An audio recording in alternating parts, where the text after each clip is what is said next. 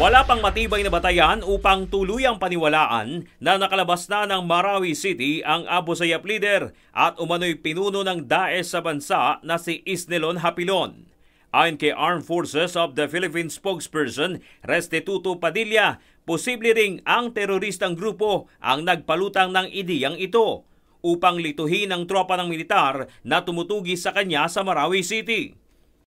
Pero dahil nga wala kaming patibay at alam namin na ginagawa namin ang aming makakaya para mabantayan lahat ng lagusan, hindi muna namin pinaniwalaan hanggat walang patibay. So, maaari rin disinformasyon ito para madistract ang ating tropa sa paghahanap sa kanya. Gayunman, kumpiyansa ang militar na wala ng kakayahan si Hapilon na maglunsad ng panibagong pag-atake gaya ng ginawa nito sa Marawi City. Now, ang kapasidad niya na maglunsad ng anumang klaseng panggugulo, hindi po kami naniniwala na kaya pa niya. Malaki na po ang nangyari ng mga tumagal na mga nakaraang linggong ito at yung kapasidad na magsagawa ng kaguluhan sa scale na nakita natin sa Marawi, hindi na po nila kakayanin yan.